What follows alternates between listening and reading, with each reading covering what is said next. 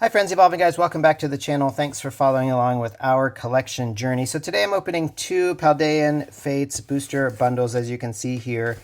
And we'll talk about Paldean Fates a little bit while we open these. So Paldean Fates is one of the sets. It's a specialty set from the Sword and Shield, from Scarlet and Violet era. And yeah, it's one of these sets that it's a big set because it has all the shinies in it.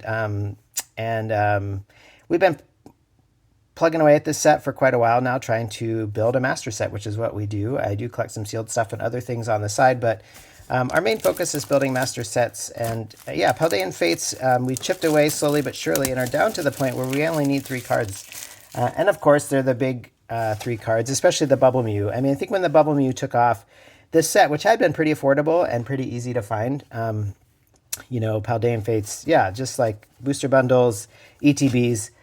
There aren't booster boxes or individually sleeved booster packs of this set because it is a specialty set. And these 2 booster bundles, I actually, if you notice here, these are from GameStop. I bought them like last summer, I think. Right now we're in, yeah, 6/5. Is that when it came out, 2024? I don't know if that's when it came out, but anyway, I think I roughly bought these last summer, in summer of 2024. And they were, not only were they at GameStop for MSRP, and actually as a pro member you get a little discount, but these were buy one, get one for half off. If you can even believe that. And they were just like on store shelves for one of the specials. And it's kind of funny because I bought these and set these aside, planning to do a master set opening for Paldean Fates, and just one thing leads to another, and I get behind in my videos, and then, you know, suddenly we're 9 months later and these things are worth like $60 or $70 or $80. And it's just the craziness. There's the price on the bottom. Yeah, I got these new at GameStop last summer, and I don't know, it just, again, it's like, yeah, it's just the challenge with the hobby right now is like, I had these, I set these aside. I just kind of got away from, you know, I just got, like I said, I got busy. I had planned to open these. I set these aside. I actually bought 6 of them. I have 4 more, but I'm only going to open 2 because I'm really conflicted about opening them, because now suddenly, you know, I do want to not, yeah, I'm not a scalper or a flipper. I'm not planning to resell them, but I just like, suddenly when these are worth like 3 times MSRP, then, you know, just opening it is a totally different proposition, right? Even if I just happened to have it, I wasn't like saving it for some master plan or to resell it, but you know, when the price on these things is now suddenly 3 times, even actually more than 3 times what I paid for it, then, you know, of course I want to chase some of these cards, but we know that the reality, we're not going to pull value out of these. I mean, we could get lucky, but generally you don't get lucky. If everyone got lucky, then there wouldn't be luck really. So, so anyway, we're going to open these. I'm going to open 2 of these, and we're going to see what we can pull. Again, I have been chipping away at this master set. We're only missing the Gardevoir, the Charizard, and the Bubble Mew. So, you know, those are the 3 I'd love to pull. Of course, it'd be great to pull anything from this. It's not necessarily, in this case, the clawback value, because we paid not just MSRP, we paid below MSRP for these. So that's good. I don't feel like I'm out money, so to speak, like we were with Prismatic Evolutions when you're paying $75 or $80. Nothing in that. So when you pay $75 or $80 for a booster bundle and you open 6 packs and you pull $5 of cards from it, that can feel like pretty defeating and just like not a smart decision, either to buy it probably to begin with. Although if you buy it and just hold it, I don't see it going down, and that's just the craziness of the hobby right now. But with, you know, with Paldean, you know, I don't know, we'll see. Since I paid, well, there's a shiny Pidgeot EX. That's pretty decent. I don't know. Actually, I mean, we have it, but it's a hit. We'll take a hit. So we'll see what we pull. Again, we're chasing the SIRs. We're chasing those 3 cards that we do not have. Yeah, the Bubble Mew, it's in that realm of cards that the price has come down on the Bubble Mew. I think it was over $400, and now it's down in the 300 range, like between 300 and 400. I forget exactly where, but yeah, I've talked about it on the channel. I don't know. How do you feel about those cards? I mean, I feel like on one hand, you know, you're not going to, you know, the chance of pulling one are pretty slim, especially, you know, opening a pretty low volume of packs.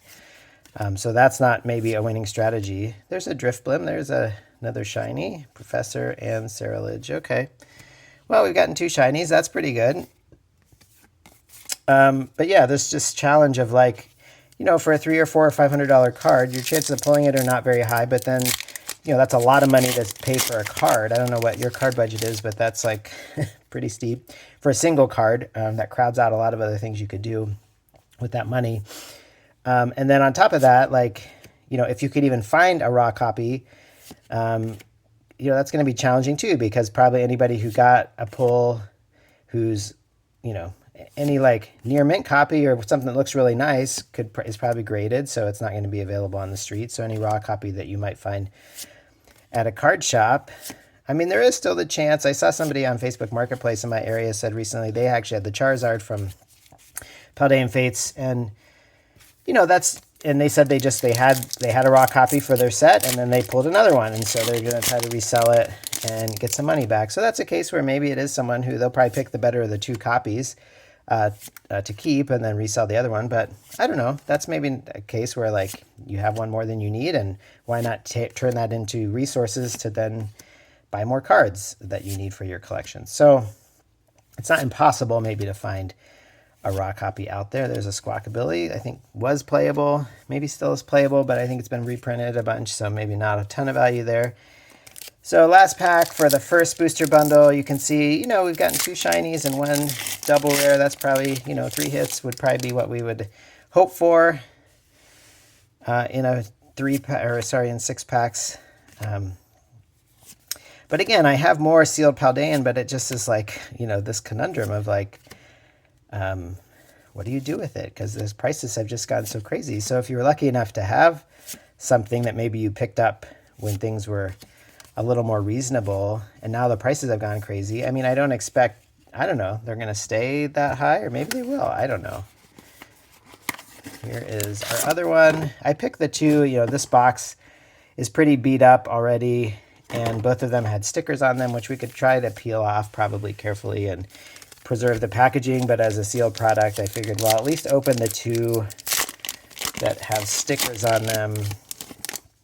I don't know, maybe the other ones have stickers on the bottom, but I've opened my 2 worst looking ones, and then we'll see. Maybe we'll do other openings. But again, we're down to just 3 cards, and those 3 cards are, you know, hard to pull, expensive to buy. So I don't know, as a master set collector, there's sometimes where you just maybe have to acknowledge that, like, if your resources are not unlimited, there's just going to be some master sets. There's a Gardevoir.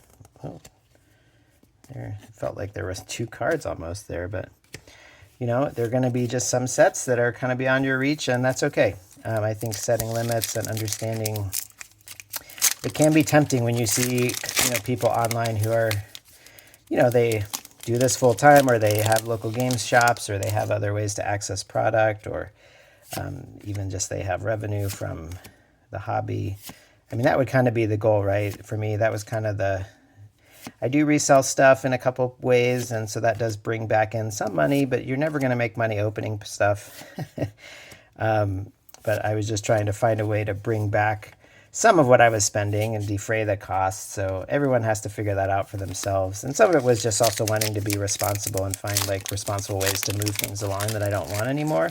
Not just like hits, but bulk and trainers and energy. So anyway, so Paldean Fates, we are getting down there, just those 3 cards that we need. So it's one of those master sets that might be elusive. I mean, we have a handful of those.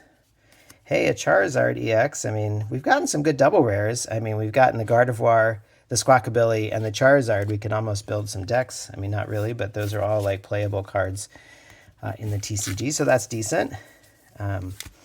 Rotation is coming up soon. So 3 more chances, at least for this video, to pull something kind of jaw-dropping. I mean, it does happen. I just had a friend, he just texted me today, actually, that he pulled the Greninja EX from Twilight Masquerade, just from, like, he stopped at a local game store and bought a few packs, and boom, he got the Greninja. So I've never pulled anything that valuable, and I've opened, I don't know, certainly hundreds, maybe thousands of packs. I've never pulled anything that valuable, so I don't know. I'm happy for him, but also just like, man, maybe I'm just unlucky. I don't know. I don't really believe in luck. I think it's just like, yeah, but I don't know. Probability would say at some point, right, you're going to just open something crazy. So, hey, that Bubble Mew, if it wants to make an appearance, I mean, that's not to say we haven't had good pulls on the channel, or I haven't had good pulls, but nothing like in those hundreds of dollars of range. You know, we've pulled some, maybe a handful of 3-figure cards, like low 3 figures. There's a Mankey. There we got our second or third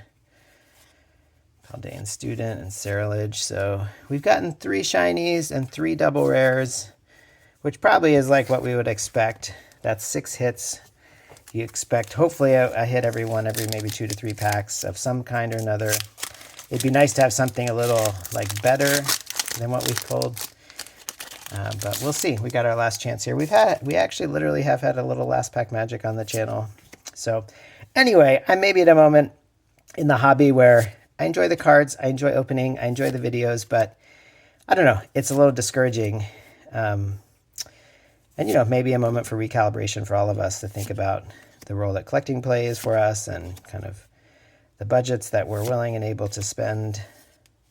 And, of course, another double rare Clodsire. Of course, a Clodsire. We just had to have that make an appearance. So that's what we got out of our 2 booster bundles. I mean, we shouldn't be surprised. Again, some decent double rares and a few shinies, but nothing over the moon. Thankfully, we paid less than MSRP for these, so the hit is not quite as big. But anyway, that's our Paldean Fates Master Set opening. We're going to keep at it. Thank you for following the channel. Thanks for following along with our collection journey, and we'll talk to you soon.